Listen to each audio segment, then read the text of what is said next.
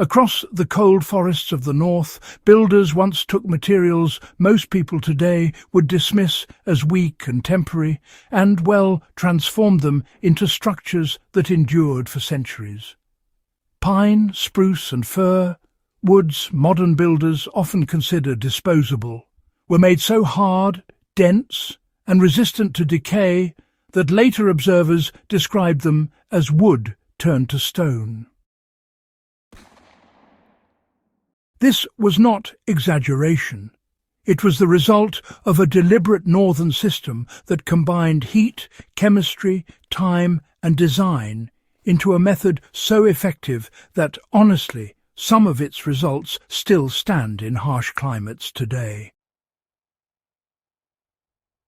The opening truth about why northern builders focused on transformation rather than protection.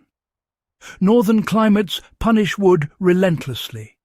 Freeze-thaw cycles, persistent moisture and biological decay destroy untreated timber quickly.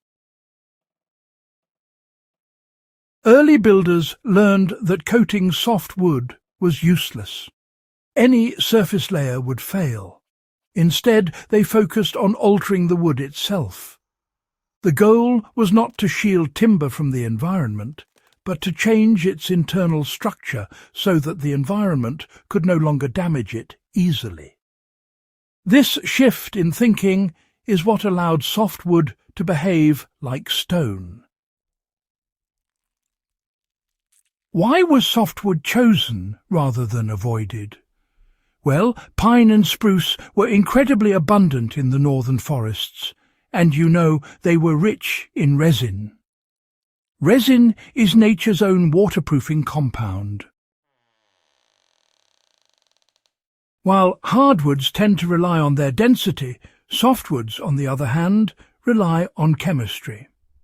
Northern builders over time understood that resin could be mobilized, concentrated and then locked into place, if, of course, it was handled correctly.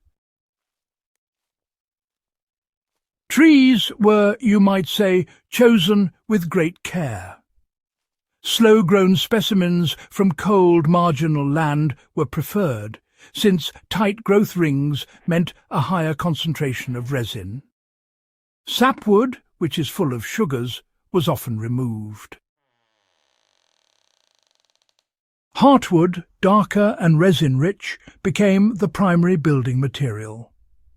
Modern builders can apply this immediately by selecting slow-grown softwood and avoiding fast plantation lumber when durability matters. Heat was the tool that began the transformation from wood to stone. The critical step was controlled heating. Logs, beams and planks were exposed to sustained warmth near open fires or in drying sheds. This was not quick drying. It was deliberate and gradual. Heat expanded the wood's cellular structure and caused resin to flow.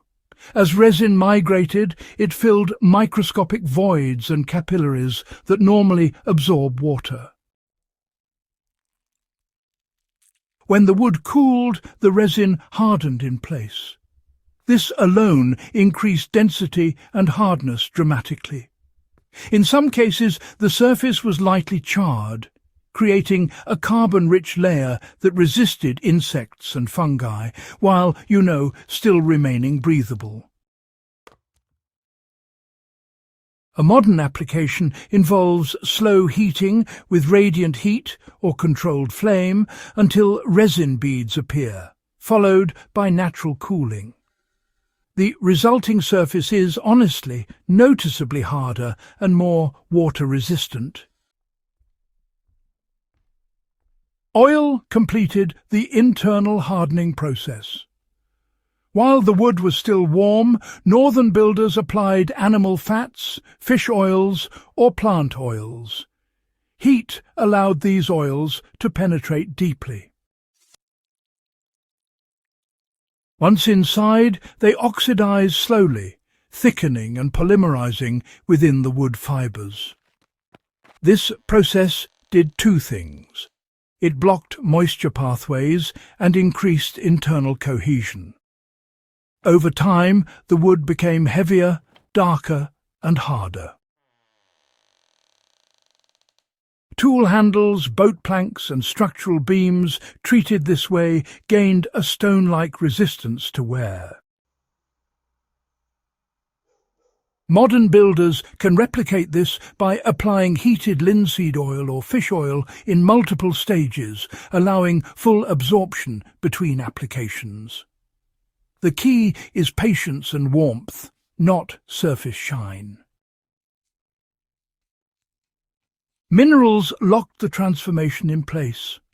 Northern builders often exposed wood to ash, lime or seawater before final oiling.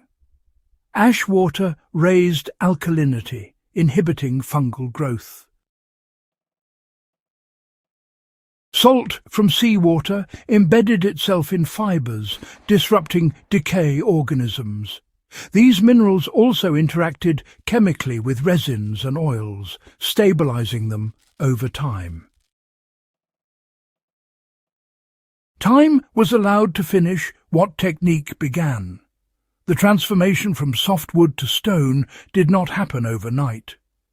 Northern builders understood that durability increased over years.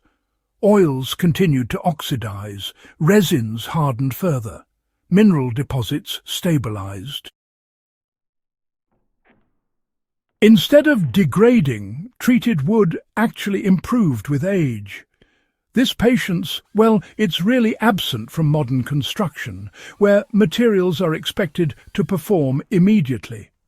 Yet the northern method proves that time, when it's accounted for in design, becomes an ally rather than a liability. Design ensured the hardened wood was never overwhelmed. Even transformed wood was not abused.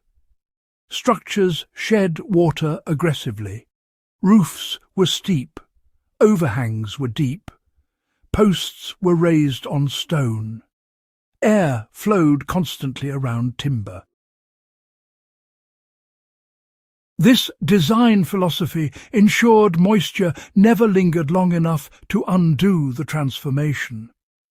Modern builders often, perhaps without realizing, negate material performance through poor design, trapping moisture where even the best treatments fail.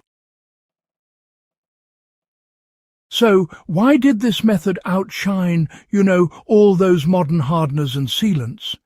Well, modern products, they try to add hardness artificially, but when they fail, they tend to fail all at once, quite suddenly. The northern method, on the other hand, actually changed the wood itself. The hardness, you see, came from within. Water resistance was built right into the wood, not just sitting on the surface. Instead of cracking and peeling, treated wood aged slowly and, well, predictably.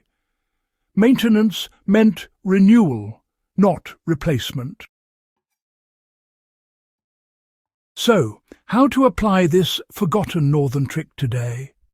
Anyone building cabins, fences, sheds or boats can, use this system.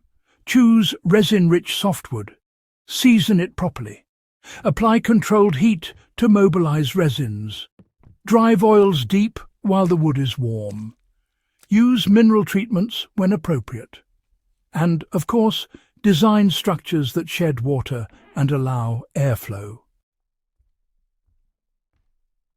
This is not a shortcut.